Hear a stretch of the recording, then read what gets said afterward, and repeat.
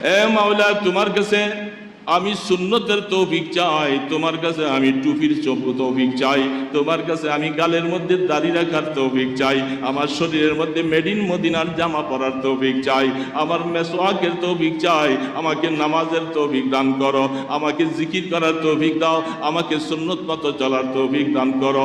আল্লাহ, তুমি তৌফিক না দিলে আমি তোমাকে দিব কোথার থেকে?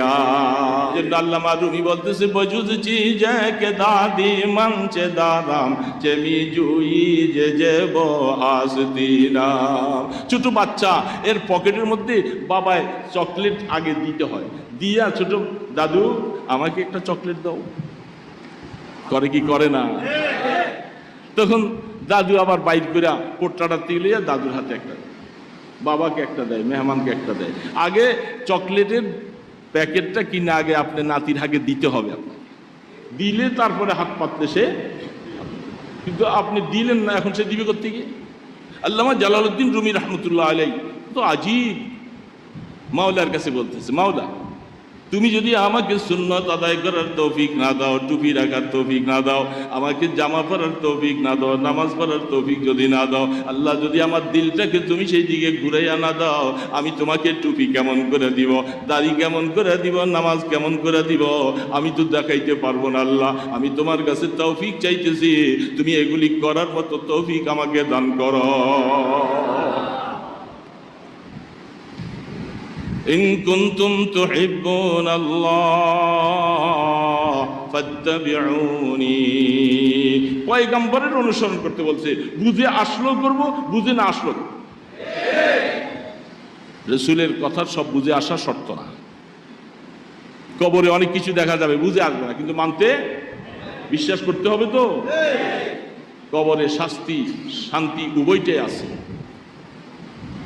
আল্লাহ, যখন এই পর্যন্ত তুমি কাজ করবা বান্দা, তুমি ইত্তেবার মধ্যে যদি এরকম হয়ে যাও, তারপরের অংশ আল্লাহ পাক বলতেছে, বান্দা ইউহিব্বুকুমুল্লাহ, এবার তোমার আরো ভালোবাসার দাবিটা করে তোমাকে এবার আমার কাছে বেশি বেশি ধর্ণা দেওয়া লাগবে না, আমি মাওলা অটোমেটিক তোমাকে ভালোবাসার ঘোষণা দিয়া দিব।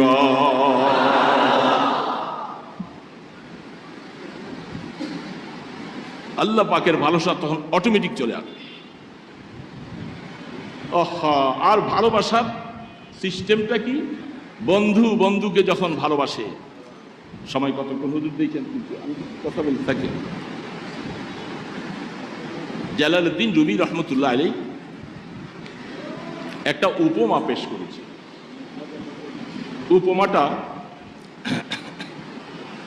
5 মিনিট, ঠিক আছে। জালালউদ্দিন রুমি রহমতুল্লাহ আলাইহি বলতেছেন, বন্ধুরা, দোস্তরা, তিনি একজন ওই এলাকার দূরের থেকে একজন বড় জমিদার মানুষ, বহুত পয়সাওয়ালা মানুষ। সে হাতির পিঠে চলে এই বাড়ির সামনে দেওয়া যায়, পাশে বস্তি, একটা বস্তিওয়ালা মানুষ।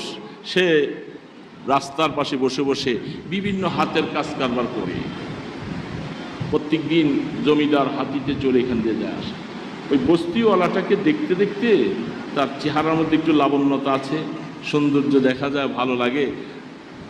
হাতিওয়ালা হাতির থেকে নামছে, নাইমা, আমি শর্টকাট বলতেছি, সময় কম, তো হাতিওয়ালা কাছে ডাকছেন, বলে যে আমি তো কয়েকদিন তোমার এই পথ দিয়া যাওয়া আসা করতেছি, তোমাকে দেখতে দেখতে আমার কেমন জানি তোমার প্রতি আমার একটা মহব্বতের তাকাজা আসছে, আমি তোমাকে ভালোবাসতে মনে চাই, মানে তোমার সাথে আমার একটা বন্ধুত্ব হবে। বস্তিওয়ালা বলতেছে, জনাব, এটা একটা অযৌক্তিক কথা। আমি হইলাম বস্তিওয়ালা, আমার ঘরে নাই কিছু, না বসার জায়গা আছে না শোয়ার জায়গা আছে, আর আপনি হলেন জমিদার মানুষ, হাতিতে করে চলেন, আপনার সাথে আমার বন্ধুত্ব হওয়া মানে আপনাকে না আমি আমার ঘরে বসাইতে পারবো, না আপনাকে বসার কোনো একটা জায়গা দিতে পারবো, আপনার তো সব কিছুই আছে। তো এটা তো একটা অসুন্দর কথা বললেন। অন্যদিকে খেয়াল করলে কথা চলে যাবে ফাঁকি দিয়া। তো হাতিওয়ালা বলতেছে, আরে ভাই, তোমার সাথে যদি আমার বন্ধুত্ব যদি হয়ে যায়, আমি যদি তোমাকে ভালোই যদি বাসি, তুমি কি চিন্তা করছো তোমার বস্তি কি আর বস্তি থাকবে? তোমার বস্তি আর তখন, কারণ আমি জমিদারের সাথে যখন তোমার প্রেম আর ভালোবাসা যখন হয়ে যাবে, তোমার বস্তি বস্তি রাখবো না। আমার যেরকম ঘর আছে, আমি যেরকম বসতে পারি, আমার যেরকম সম্মান হতে পারে, সেটার ব্যবস্থা আমি করব, তোমাকে চিন্তা করা লাগবে না। আল্লামা রুমি বলতেছে, ঠিক যখন এই হাতিওয়ালার সাথে বস্তিওয়ালার সাথে যেমনি ভাবে ভালোবাসা হওয়ার পরে তার বস্তি আর বস্তি হয় নাই, সেখানে দালান হয়ে গেছে, বিল্ডিং হয়ে গেছে, ঘর হয়ে গেছে। এবার দুই বন্ধু আনন্দে বসে গল্প করে। আল্লামা রুমি বলতেছে, হে দুনিয়ার মানুষেরা, আমার আল্লাহ তোমাকে মাওলার সাথে ভালোবাসার জন্য দাবি করেছিলেন, ডাক দিয়েছিলেন। যদি সত্যিকার ভাবে আমি যদি আমার মাওলাকে রাসূলের ইত্তেবা করে যদি ভালোবাসতে যদি পারি, সেই ভালোবাসার অবস্থার মধ্যে যদি আমি সত্যিকার হতে পারি, আল্লাহ পাক বলে, গোলাম তোর আর গুনাহ নিয়ে আর চিন্তা করা লাগবে না। আমার সাথে ভালোবাসা করেছো এমন এক জাতের সাথে, ইন্নাহু হুয়াল গফুরুর রহিম। যেহেতু আমি মানুষকে মাফ করা এটা আমার সিফাত, এটা আমার গুণ। তোমার মতো গোলামের আবার গুনাহ থাকবে, গুনার জন্য তুমি টেনশন করবা, এটা থাকবে না। আমি আল্লাহ তোমাকে ভালোবাসবো, আখিরাতের বেড়া তোমার পার হয়ে যাবে। আপনি তো ওই শাফিউল মুজনিবিন, আপনার কাছে আমরা শাফাত চাবো কিয়ামতের ময়দানে। কোন সময়? যখন ফুলসিরাতের দিকে যাওয়ার জন্য আমাদেরকে যখন ঘোষণা দেওয়া হবে, আমরা বিপাকে পড়ে যাব, মুসিবতে পড়ে যাব, ওই সময় বন্ধু যেহেতু দুনিয়ার মধ্যে আপনার ইত্তেবা করেছিলাম, আমরা পুলসিরাত অতিক্রম করার সময় আমরা আপনার শাফাআতের কামনা করে জমা হয়ে যাব। ইত্তেবা করেছি কার? রাসূলের। শাফাআত চাবো কার কাছে? আনতাশ শাফিউল্লাযী তুরজা শাফাআতুহু আলাস সিরাতি ইযা মা যাল্লাতিল কদম। যখন মানুষের পা পিছলে যাবে, পা পড়ে গেলে সে জাহান্নামে পড়ে যাবে, এই সময় আমরা শাফাআত চাবো আপনার কাছে। যেহেতু ইত্তেবা করতে বলছেন আল্লাহ পাক, আপনার দুনিয়ার জীবনে আমরা ইত্তেবা করতে চাইছি। প্রত্যেকটা কদমে কদমে মুহাম্মদুর রাসূলুল্লাহ সাল্লাল্লাহু আলাইহি ওয়াসাল্লাম ছাড়া আমরা কিছু বুঝবো না। আমার টুপি হবে মেড ইন মদিনা, আমার গাল হবে মেড ইন মদিনা, আমার জামা হবে মেড ইন মদিনা, আমার পোশাক হবে মেড ইন মদিনা, আমার চুলগুলি হবে মেড ইন মদিনা, আমার ঘর সাজাবো মেড ইন মদিনা, আমার নামাজ হবে মেড ইন মদিনা, আমার রাজনীতি হবে মেড ইন মদিনা, আমার ঘুম হবে মেড ইন মদিনা, আমার জিন্দেগি হবে মেড ইন মদিনা। আমি মদিনার মোত্তাবে বলেছি, মদিনার ইত্তেবা করতে বলেছি। আমার খাওয়া হবে মেড ইন মদিনা, আমার ঘুম যাওয়া হবে মেড ইন মদিনা। এক কথায় আল্লাহর পয়গম্বর ছাড়া আমি কিছু বুঝি না। যদি ওরকম ইত্তেবা যদি আমি করতে পারি, আল্লাহ পাক বলে ইউহিব্বুকুমুল্লাহ। আল্লাহ তাবারক ওয়া তাআলা বলছেন, কুল ইন কুনতুম তুহিব্বুনাল্লাহ, যদি তোমরা মাওলার ভালোবাসা চাও, আর ভালোবাসাটাই সমস্ত কিছুর পূর্বে আসে, কাজ পরে হয়, প্রথমত আগে মহব্বত অর্জন হয়। যখন কোনো মানুষের ব্যাপারে, কোনো মানুষের অন্তরে মহব্বত আর ভালোবাসা আসে, তখন তার হুকুম পালন করা তার জন্য সহজ হয়। আল্লাহ তাবারক ওয়া তাআলা ঠিক এমন শব্দটাই ব্যবহার করেছেন, ইন কুনতুম তুহিব্বুনাল্লাহ, ইনে শর্তিয়া, তোমরা যদি আল্লাহ পাকের ভালোবাসা চাও। রাসূলের মাধ্যমে এই কথাটা সারা জগতের ইমানদারকে আল্লাহ লক্ষ্য করে বলছেন। শুধু আমাদের এই কয়েকজন ইমানদার নয়, যারাই ইমানের দাবিদার সকলকেই সম্বোধন করে আল্লাহ পাক বলতেছেন, তোমরা কি আল্লাহ পাকের ভালোবাসা চাও? যদি ভালোবাসা চাও, ফাত্তাবিউনি। খুব বুঝার কথা, সংক্ষেপে বলবো, বুঝতে হবে খেয়াল। আল্লাহ পাক বলতেছেন ভালোবাসা চাও আমার, তো কথাটা হওয়া দরকার ছিল মনে হয় এরকম, তাহলে ইত্তেবা করো আমার। আমার ভালোবাসা চাইলে ইত্তেবা করবে, যে শব্দটা আসছেন এটার ব্যাখ্যা আমি পরে বলতেছি। ফাত্তাবিউনি বলছেন, রাসূলকে বলছেন আপনি বলেন যে আপনার ইত্তেবা করতে। প্রশ্ন জাগে যে আমি ভালোবাসবো আল্লাহকে, ইত্তেবা করবো রাসূলকে, এটা তো আকলে প্রথম প্রশ্ন আসে। আগে প্রশ্ন বুঝতে হবে, তারপরে জবাব বুঝার। ভালোবাসবো কাকে? ইত্তেবা করতে বলছেন কাকে? ইত্তেবা করার দরকার ছিল আল্লাহ পাকে। আল্লাহ বলার দরকার ছিল তোমরা আমার ভালোবাসা যদি চাও আমার ইত্তেবা করো। প্রশ্ন বুঝে আসছে? কিন্তু আল্লাহ পাক তা বলেননি। আল্লাহ পাক বলছেন ভালোবাসা চাবে আমার, ইত্তেবা করবে আমার রসুলের। এই প্রশ্নের জবাব তাফসীরে লিখেছেন, রুহুল মানিওয়ালা আনছেন। বিভিন্ন তাফসীর ওয়ালারা তাদের কাছে প্রশ্নগুলি আসছেন। আল্লাহ রাব্বুল আলামিন তিনি বলতে পারতেন যে আমার ভালোবাসা যখন চাও আমার ইত্তেবা করো। ইত্তেবা কাকে বলে? মা মানাল ইত্তেবা, উলামায়ে কেরাম বুঝবেন। তাবিয়া শব্দটা, ইত্তেবা থেকে তাবিয়া শব্দটা বলা হচ্ছে। তাবিয়া আপনারা জাকাতের মাসালা, ওটের জাকাতের মাসালার মধ্যে যখন দেখবেন, সেখানে 1 বছরের বাচ্চা, ওটের যে বাচ্চাটা, সেই জাকাতের মধ্যে কতটুকু তার জাকাত ফরজ হলে 1 বছরের বাচ্চা ফরজ হবে, কখনো 2 বছরের বাচ্চা ফরজ হবে, কখনো এটা 3 বছরের বাচ্চা ফরজ হবে। এই প্রথম 1 বছরের যে বাচ্চাটা, সেটার নাম হইল তাবিয়া। ওটের 1 বছরের বাচ্চাটার নাম হলো, কথা বুঝার জন্য বলছি, কারণ আমি তো অল্প কথা বলবো, যেহেতু এই জন্য অল্প সময় বুঝতে হবে। ওটের 1 বছরের বাচ্চাটাকে তাবিয়া বলা। তো যখন ওটের জাকাত ফরজ হবে, তখন কতটুকু 1 বছরের বাচ্চা, এটাও একটা ফরজের মধ্যে গণ্য করা হয়েছে যে 1 বছরের বাচ্চাকে তাবিয়া বলা হয়। আর তাবিয়াটা কেমন বাচ্চাকে বলা হচ্ছে? যেটা মায়ের পিছে এমনভাবে থাকে যে মার কদম যেই দিকে যায় বাচ্চাটার কদমও সেদিকে যায়। বাচ্চাটা এখনো দুধ পান করে, মাকে ছাড়া সে কিছু বুঝে না। মা শুয়ে আছে, বাচ্চাও আস্তে আস্তে মায়ের পাশে শুয়ে থাকে। মা যখন হাঁটতে থাকে, বাচ্চাও মায়ের পিছে পিছে হাঁটতে থাকে।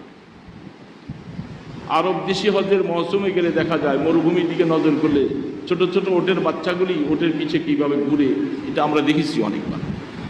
তো তবিয়ার সাথে আল্লাহ পাক আয়াতটাকে এমনভাবে তৈরি করলেন, ওটের বাচ্চাটা যেরকম মার কথা ছাড়া এদিকে যায় না, মাকে ছাড়া সে কিছু বুঝে না। মা যেদিক যায় সেদিকে যাবে। মা যখন সে শুয়ে থাকে, সেই সে মায়ের দুধ খেতে থাকে, মায়ের সাথে আদর করতে থাকে, অর্থাৎ মাকে ছাড়া কিছু বুঝে না সে। এই কথাটা বুঝে আসছে তো? আল্লাহু আকবার। আমার আল্লাহ পাকের কালাম এত সুন্দর, এত গভীর। আল্লাহ পাক তার বন্ধুর বেলায় বলছেন আমার ভালোবাসা চাও, ইত্তেবা করবে আমার বন্ধুর, আমার রসুলের। ইত্তেবাটা কেমন করবে? ছোট বাচ্চা তবিয়ার সাথে আল্লাহ পাক উপমা দিলেন। অর্থাৎ বাচ্চা যেরকম মা ছাড়া কিছু বুঝে না, মা দৌড় দেয়।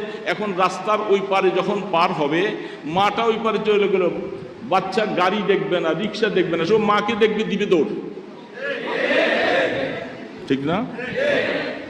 অন্যরা যারা আছে দূরে দেখবে, হ্যাঁ এই ছোট বাচ্চাটা এইভাবে রাস্তায় পড়ে গেল, হে গাড়ি থামাও, গাড়ি থামাও, বাচ্চাকে বাঁচাও।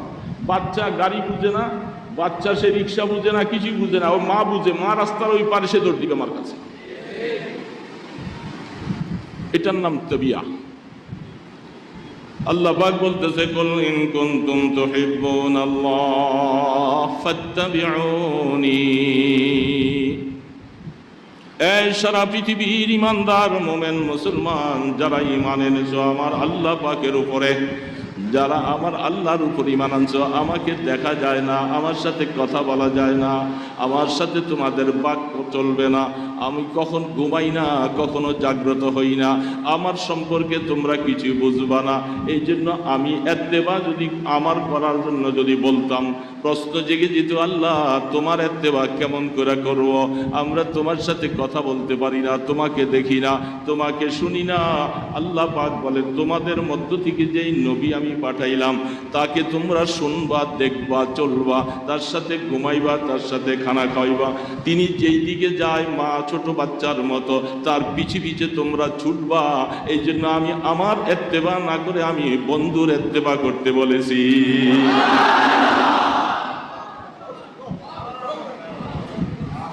ইন কুনতুম তুহিব্বুনাল্লাহ ফাত্তাবিউনি, ও রাসূল আপনি বলে দেন আপনার ইত্তেবা করতে, কারণ আপনার কথা তারা শুনবে, বুঝবে, আপনার শোয়া বুঝবে, আপনার চলা বুঝবে, আপনার হাঁটা বুঝবে, আপনার জেহাদ বুঝবে, আপনার নামাজ বুঝবে, সব কিছু তাদের সামনে স্পষ্ট হয়ে যাবে। তারা তখন আপনার ইত্তেবা করবে কেমন? ওই ছোট বাচ্চার মতো। বাচ্চা যেরকম মা ছাড়া কিছু বোঝে না, আপনার ওই মোমেন উম্মতেরা ইত্তেবার ক্ষেত্রে আপনাকে ছাড়া আর কিছু বুঝবে না।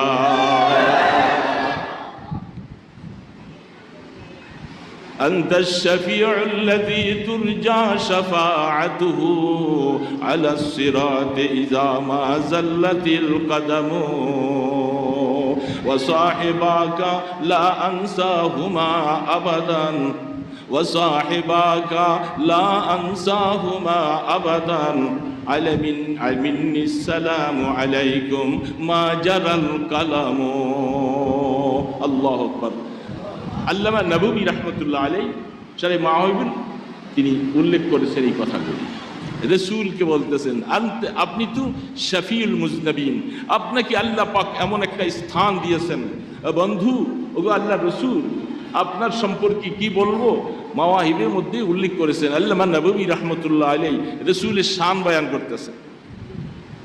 আনতা শাফিউল্লাযী তুরজা শাফাআতুহু, আপনি তো ওই শাফিউল মুজনবিন, আপনার কাছে আমরা শাফাত চাবো কিয়ামতের ময়দানে। কোন সময়?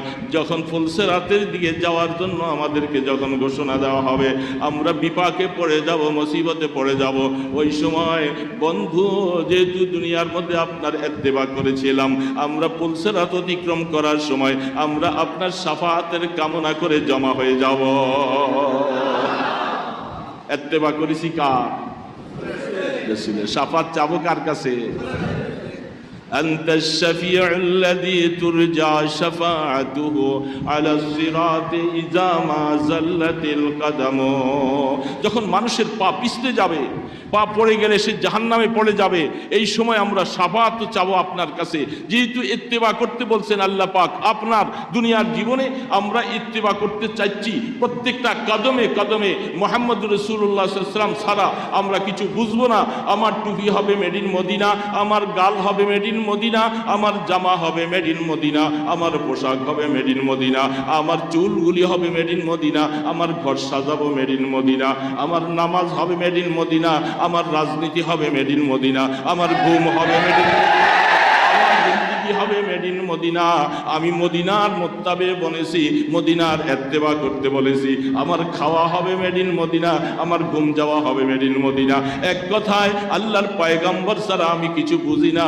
যদি ওরকম ইত্তেবা যদি আমি করতে পারি, আল্লাহ পাক বলে ইউহিব্বুকুমুল্লাহ।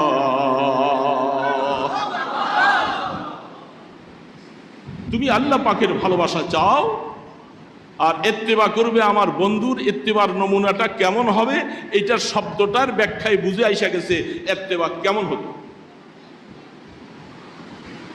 আমি আল্লাহ পাককে ভালোবাসবো, ইত্তেবা করব আমি ইহুদি নাসারাদের। আমি ভালোবাসা চাই আল্লাহর, ইত্তেবা করতেছি আমার রাষ্ট্রীয় রাজনৈতিক নেতাদের। নেতার মাথায় টুপি নাই, আমার মাথায়ও টুপি নাই। নেতার গালে দাড়ি নাই, আমার গালেও দাড়ি নাই। নেতার কাছে মেসওয়াক নাই, আমার কাছেও মেসওয়াক নাই। নেতার নামাজ পড়ে না, আমিও নামাজ পড়ি না। এমন ইত্তেবা যদি করো, মনে রাখা কিয়ামতের ময়দানে আমার আল্লাহ পাক বলেন ইয়াউমা নাদউ কুল্লা উনাসিম বিইমামিহিম। এই দুনিয়ার মানুষ মুসলমান মনে রাখো, ইত্তেবা করবে কেমন লোকের? যাদের ইত্তেবা করবে কিয়ামতের ময়দানে তোমাকে সহ তোমার সেই লিডারকে একসাথে দাঁড়াইয়া হাসরের ময়দানে একত্রিত করা হবে। তার সাথে যেই ব্যবহার তোমার সাথে সেই ব্যবহার হবে। কুল ইন কুনতুম তুহিব্বুনাল্লাহ ফাত্তাবিউনি। যেহেতু রসুলকে বুঝা যাবে, রসুলকে শোনা যাবে, রসুলকে দেখা যাবে। হ্যাঁ, অনেক ক্ষেত্রে অনেক জিনিস রসুলের কথা আমাদের আকলে অনেক সময় বুঝে আসবে না, কারণ আমরা তো সাধারণ মানুষ, আর আল্লাহর পয়গম্বর হলেন তিনি মহামানব। তো তার ব্যাপার অনেক কথাগুলি অনেক সময় আকলে বুঝে আসবে না। বুঝে আসলো মানবো, বুঝে না আসলো। রসুল বলছেন কবরে নেককারেরা যখন যাবে তার কবরকে দৃষ্টির শেষ সীমা পর্যন্ত প্রশস্ত করে দেওয়া হবে। কবরে জান্নাতের আরাম আয়েশ আসবে।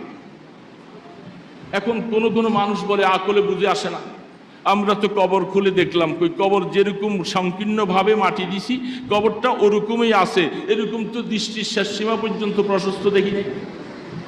আকলে বুঝে আসে। রসুল বলছেন নাফরমান বেনামাজি কবরের মধ্যে 99টা সাপ মোসাল্লাত করে দেওয়া হবে। এখন আপনি বলেন আমি তো কবর খুঁজে দেখলাম, কোনোদিন একটা সাপও দেখিনি। প্রশ্ন করে কি করে না? এত্তেবার মানি, যদি এত্তেবা যদি তোমার বুঝে আসে তাহলে এই প্রশ্ন আসবে না। যেহেতু রসুলের কথা তুমি বুঝো আর না বুঝো, আকলে ধরবে কি ধরবে না? আল্লাহর পয়গম্বর বলছে কবরের মধ্যে জাহান্নামী বেনামাজির কবরে 99টা সাপ মুসাল্লাত করে দেওয়া হবে। আমি না দেখলেও আমাকে মানতে হবে রসুলের ইত্তেবা করেছি। জান্নাতওয়ালার কবরকে প্রশস্ত করে দেওয়া হবে, আমি দেখি না, সাধারণ দেখতেছি। আল্লাহর রসুলের কথা আমাকে মানতে হবে, বুঝে আসুক অথবা না আসুক। সমস্ত কাজের মধ্যে ইত্তেবা এমন শব্দ আল্লাহ তাবারক ওয়া তাআলা, আল্লাহু আকবার, আমার আল্লাহ মহাজ্ঞানী, সেই আল্লাহ এমন শব্দ ব্যবহার করেছেন যে শব্দে আপনাকে আমাকে পয়গম্বরের সুন্নতের উপরে, পয়গম্বরের তরিকার উপরে আমাকে চুম্বকের মতো আকর্ষণ করে করে টেনে নিয়ে আসবে। বুঝে আসে না, না আসুক, কিন্তু সহি হাদিস কোরআনের আয়াত আমার বুঝে আসার দরকার নেই, রসুলের বুঝে আসছে, আমাকে মানতে হবে। আমি যেহেতু রুহানি বাবার সন্তান, আমি সন্তান হব বাবার মতো। সন্তান কার মতো হবে? আমাদের রসুল যেই আখলাকের, যেই লিবাসের, যেই সুরত সিরতের মধ্যে আমরা রসুলের রুহানি সন্তান, আমাদের আকৃতি, বেশভূষা, লেবাস সব কিছু হবে ওরকম। তাহলে আমি ইত্তেবা করলাম, নতুবা আমি ইত্তেবা করতে। আল্লাহ তাবারক ওয়া তাআলা এই জন্য বলতেছেন আয়াতটা পরের অংশ, ইন কুনতুম তুহিব্বুনাল্লাহ ফাত্তাবিউনি। এতটুক পর্যন্ত তুমি থাকো, সামনের ব্যাপারে তোমার কোনো চিন্তা লাগবে না। প্রথমত অবস্থা তুমি সত্যিকার দাবিওয়ালা হও, ভালোবাসার মধ্যে তুমি মজবুত হও। আশ্চর্য তাসিল ইলাহা ওয়া তুযহিরু হুব্বাহু হাযা লা'মরি ফিল কিয়াস বাদিউ। আহা, বড় আফসোস লাগে। ইন কান লাউ কানা হুব্বুকা সাদিকান লা আতা'তাহু ইন্নাল মুহিব্বা লিমান ইউহিব্বু মাতিউ। আল্লাহর আরিফা রাবিয়া বসরিয়া রহমতুল্লাহ আলাইহি, এই ছন্দগুলি তার। লজ্জাও লাগে যে একজন মহিলা ইত্তেবার মধ্যে নিজকে 16 আনা দেখাইছে। তিনি একজন মহিলা, একজন নারী। আহা, এ নারী সম্প্রদায়, সারা দেশ আজকে নারীওয়ালা, তোমাদের ব্যাপার নিয়ে, তোমাদের ইজ্জত আবরু নিয়ে আজকে ছিনিমিনি চলছে। তোমাদের মতই নারী ছিল হযরত রাবিয়া বসরিয়া।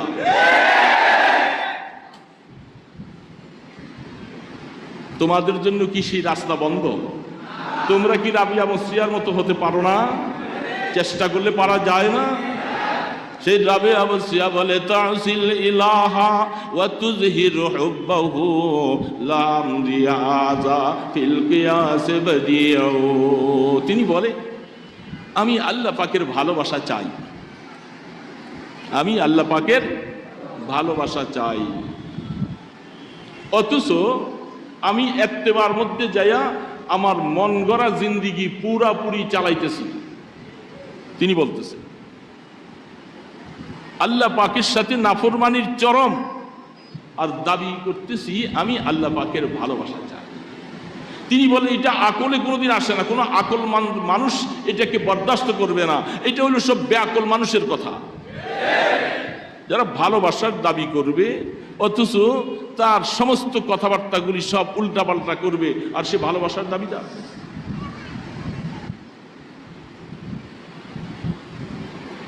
তিনি বলতেছেন যদি তুমি সত্যিকার ভালোবাসার দাবিদার হও,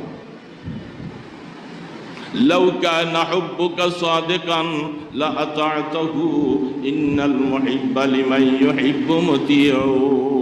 সত্যিকার ভালোবাসা যদি হয়, যদি তুমি সত্যিকার আল্লাহকে ভালোবাসনেওয়ালা হও, কসম বা খোদা, এই ইমানদার ভাইয়েরা আছেন এখানে, বহু ভাইয়েরা আছেন যাদের মধ্যে আমরা এত্তেবার মধ্যে কেউ দুই আনা, কেউ এক আনা, কেউ চার আনা, কেউ ছয় আনা, কেউ এইভাবে করে আমাদের এত্তেবা, আমরা এখনো এত্তেবার মধ্যে যাইয়া 15 আনা পর্যন্ত পৌঁছতে পারি নাই।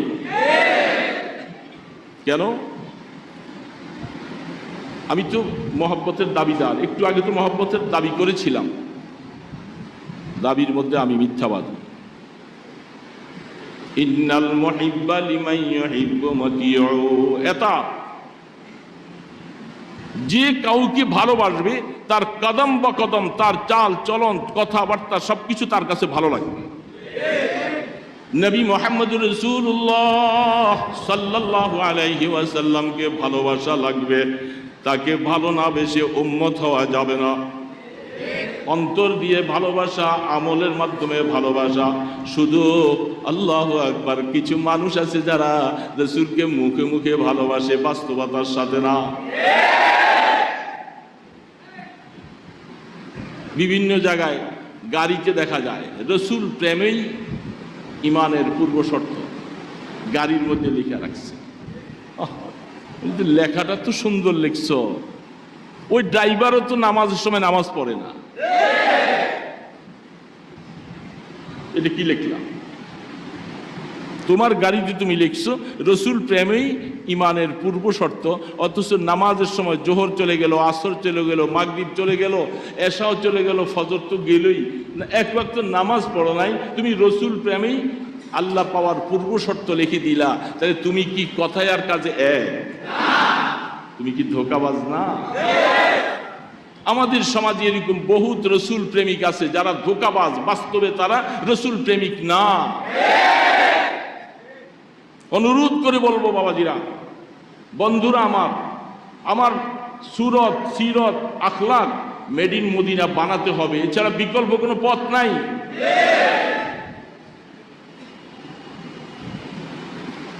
আমি গত শুক্রবারে নাজির বলছিলাম, এখানে অনেক যুবক আছে। যুবক বাবাজিরা, আপনারা আজকাল টুপি ছেড়ে দিচ্ছেন, ম্যাক্সিমাম যুবকেরা এখন টুপি ছেড়ে দিছে। মসজিদের কাতারে নজর করে দেখবেন, সারা মসজিদের মধ্যে প্রায় অনেক যুবক তারা টুপি প্রয়োজন মনে করে না। সৌদি আরবে গেলাম, জিদ্দাতে গেলাম, মসজিদে নামাজ পড়তে গেলাম, কয়েকটা মসজিদে কয়েক ভক্ত, সেখানে একই অবস্থা, টুপি নেই। তখন আমি মনে মনে চিন্তা করলাম ব্যাপারটা কি, এই ওষুধ কোত্থেকে তারা ব্যবহার করে। তখন দেখি ব্যবহার করতে করতে আমি পেয়ে গেলাম, একটা ফেসবুকের মধ্যে আসছেন কোনো একজন বক্তা বলতেছে, আমার মনে চায় একটা মাদ্রাসা এমন হয়ে যাক যে মাদ্রাসার হুজুররা ছাত্রদেরকে টুপির জন্য বাধ্যকতা করবে না, পাঞ্জাবির জন্য বাধ্যকতা করবে না, এরকম মাদ্রাসা হওয়া দরকার। তখন আমি মনে মনে চিন্তা করলাম, ওই বন্ধু, এরকম বন্ধুদের খপ্পরেই পড়ছে আমার এই বন্ধুরা, যারা এখন চাচ্ছে মানে টুপিটা রসুলের সুন্নত না, এটা বুঝাইতে চাচ্ছে। হ্যাঁ, টুপি ছাড়া নামাজ হবে না আমি এটা বলবো না, কিন্তু টুপিটা আল্লাহর পয়গম্বরের একটা ইউনিফর্ম। তখন বলছিলাম আহা, কোনো একটা বকরি বাগানের পাশে দিয়া, ক্ষেত খামারের পাশে দিয়া ছেড়া দিছে বেড়া দিয়া, এখন এটার ছিদ্রি এতটুকু, এখন এটা মুখ দিয়া দিয়া এখান থেকে অনেক কিছু খেয়ে ফেলতে পারে। এই জন্য মালিক চিন্তা করছে একটা বুদ্ধি করি, ওর গলার মধ্যে একটা কার্টনকে কাইটা মুখের ভিতরে ঢুকাই দিছে, যেন এটার এই মুখটা ভিতরে ঢুকাই দিয়ে গেল ওই কার্টনের মধ্যে আইসা লাগিয়া যায় আর ভিতরে ঢুকাইতে পারবে। সে বলে যে আমার এখন এটা পাহারা দেওয়া লাগে না, বকরি ওইদিকে মুখ দিতে গেলেই কার্টনের মধ্যে লাগিয়া যায়। আল্লাহু আকবার। আল্লাহর ওলিরা বলতেছিল, এ বাবারা, এই যুব সমাজ, তুমি টুপির এরকম একটা তোমার এরকম করে আর ওই বকরির গলার মধ্যে যেমন একটা কার্টনকে কাইটা দিছে, তোমার মাথার মধ্যে এরকম একটা কার্টন লাগাও, গালের মধ্যে এরকম কার্টনগুলি লাগাও, শরীরের মধ্যে একটা জুব্বার কার্টন লাগাও, মেসওয়াকের কার্টন লাগাও। গুনার কাজের দিকে তোমার যখন মাথা বাড়তে থাকবে, ওইটা তোমাকে ফিরাইয়া রাখবে, গুনার কাজে স্পর্শ করতে পারবে না।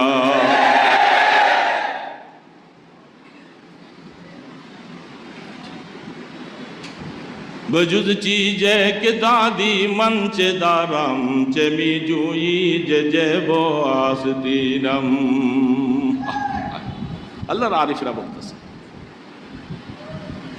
এ মাওলা, তোমার কাছে আমি সুন্নতের তৌফিক চাই, তোমার কাছে আমি টুপির তৌফিক চাই, তোমার কাছে আমি গালের মধ্যে দাড়ি রাখার তৌফিক চাই, আমার শরীরের মধ্যে মেড ইন মদিনার জামা পরার তৌফিক চাই, আমার মেসওয়াকের তৌফিক চাই, আমাকে নামাজের তৌফিক দান করো, আমাকে জিকির করার তৌফিক দাও, আমাকে সুন্নত মতো চলার তৌফিক দান করো। আল্লাহ, তুমি তৌফিক না দিলে আমি তোমাকে দিব কোথার থেকে?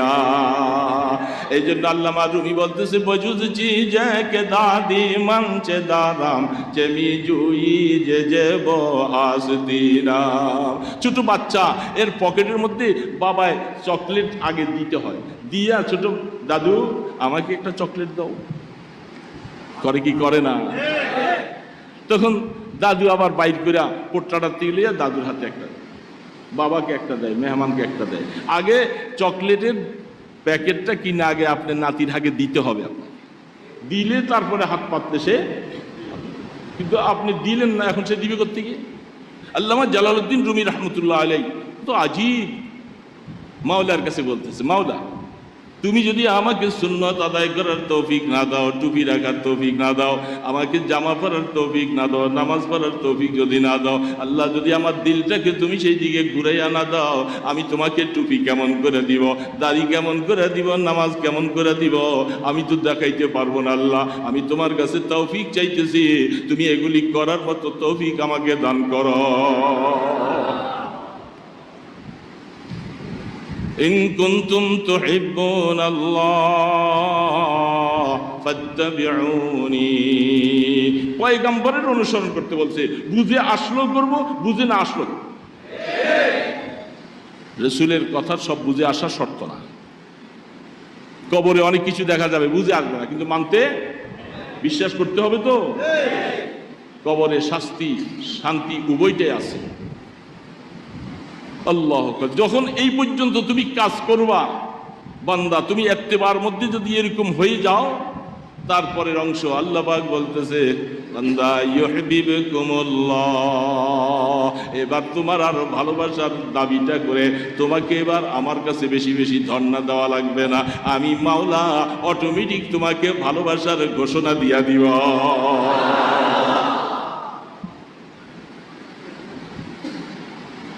আল্লাহ পাকের ভালোবাসা তখন অটোমেটিক চলে আসবে। আর ভালোবাসার সিস্টেমটা কি? বন্ধু বন্ধুকে যখন ভালোবাসে, সময় কতক্ষণ হুজুর দেখেন, কিন্তু আমি কথা বলতে থাকি।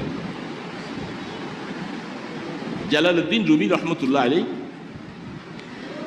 একটা উপমা পেশ করেছে। উপমাটা 5 মিনিট, ঠিক আছে। জালালউদ্দিন রুমি রহমতুল্লাহ আলাইহি বলতেছেন, বন্ধুরা, দোস্তরা, তিনি একজন ওই এলাকার দূরের থেকে একজন বড় জমিদার মানুষ, বহুত পয়সাওয়ালা মানুষ, সে হাতির পিঠে চলে এই বাড়ির সামনে দেওয়া যায়, পাশে বস্তি। একটা বস্তিওয়ালা মানুষ, সে রাস্তার পাশে বসে বসে বিভিন্ন হাতের কাজ কারবার করে। প্রত্যেক দিন জমিদার হাতিতে চলে এখান দিয়ে যায় আসে। ওই বস্তিওয়ালাটাকে দেখতে দেখতে তার চেহারার মধ্যে একটু লাবণ্যতা আছে, সৌন্দর্য দেখা যায়, ভালো লাগে। হাতিওয়ালা হাতির থেকে নামছে, নাইমা, আমি শর্টকাট বলতেছি, সময় কম, তো হাতিওয়ালা কাছে ডাকছেন, বলে যে আমি তো কয়েকদিন তোমার এই পথ দিয়া যাওয়া আসা করতেছি, তোমাকে দেখতে দেখতে আমার কেমন জানি তোমার প্রতি আমার একটা মহব্বতের তাকাজা আসছে, আমি তোমাকে ভালোবাসতে মনে চাই, মানে তোমার সাথে আমার একটা বন্ধুত্ব হবে। বস্তিওয়ালা বলতেছে, জনাব, এটা একটা অযৌক্তিক কথা। আমি হইলাম বস্তিওয়ালা, আমার ঘরে নাই কিছু, না বসার জায়গা আছে না শোয়ার জায়গা আছে, আর আপনি হলেন জমিদার মানুষ, হাতিতে করে চলেন। আপনার সাথে আমার বন্ধুত্ব হওয়া মানে আপনাকে না আমি আমার ঘরে বসাইতে পারবো, না আপনাকে বসার কোনো একটা জায়গা দিতে পারবো? আপনার তো সব কিছুই আছে। তো এটা তো একটা অসুন্দর কথা বললেন। অন্যদিকে খেয়াল করলে কথা চলে যাবে ফাঁকি দিয়া। তো হাতিওয়ালা বলতেছে, আরে ভাই, তোমার সাথে যদি আমার বন্ধুত্ব যদি হয়ে যায়, আমি যদি তোমাকে ভালোই যদি বাসি, তুমি কি চিন্তা করছো তোমার বস্তি কি আর বস্তি থাকবে? তোমার বস্তি আর তখন, কারণ আমি জমিদারের সাথে যখন তোমার প্রেম আর ভালোবাসা যখন হয়ে যাবে, তোমার বস্তি বস্তি রাখবো না। আমার যেরকম ঘর আছে, আমি যেরকম বসতে পারি, আমার যেরকম সম্মান হতে পারে, সেটার ব্যবস্থা আমি করব, তোমাকে চিন্তা করা লাগবে না। আল্লামা রুমি বলতেছেন, ঠিক যখন এই হাতিওয়ালার সাথে বস্তিওয়ালার সাথে যেমনি ভাবে ভালোবাসা হবার পরে তার বস্তি আর বস্তি হয় নাই, সেখানে দালান হয়ে গেছে, বিল্ডিং হয়ে গেছে, ঘর হয়ে গেছে। এবার দুই বন্ধু আনন্দে বসে গল্প করে। আল্লামা রুমি বলতেছে, হে দুনিয়ার মানুষেরা, আমার আল্লাহ তোমাকে মাওলার সাথে ভালোবাসার জন্য দাবি করেছিলেন, ডাক দিয়েছিলেন। যদি সত্যিকার ভাবে আমি যদি আমার মাওলাকে রাসূলের ইত্তেবা করে যদি ভালোবাসতে যদি পারি, সেই ভালোবাসার অবস্থার মধ্যে যদি আমি সত্যিকার হতে পারি, আল্লাহ পাক বলে, গোলাম, তোর আর গুনাহ নিয়ে আর চিন্তা করা লাগবে না। আমার সাথে ভালোবাসা করেছো এমন এক জাতের সাথে, ইন্নাহু হুয়াল গফুরুর রহিম। যেহেতু আমি মানুষকে মাফ করা, এটা আমার সিফাত, এটা আমার গুণ। তোমার মতো গোলামের আবার গুনাহ থাকবে, গুনার জন্য তুমি টেনশন করবা, এটা থাকবে না। আমি আল্লাহ তোমাকে ভালোবাসবো, আখিরাতের বেলা তোমার পার হয়ে যাবে সব। আল্লাহ সুবহানাহু ওয়া তাআলা এই সংক্ষেপে কয়েকটা কথা যা বললাম, এই কথাগুলি আমাকে আমার সকল বন্ধুদেরকে আমল করার তৌফিক দান করেন। ওয়া মা তৌফিক ইল্লা বিল্লাহ ওয়া মা আলাইনা ইল্লাল বালাগ। আসসালামু আলাইকুম ওয়া রাহমাতুল্লাহি ওয়া বারাকাতুহু।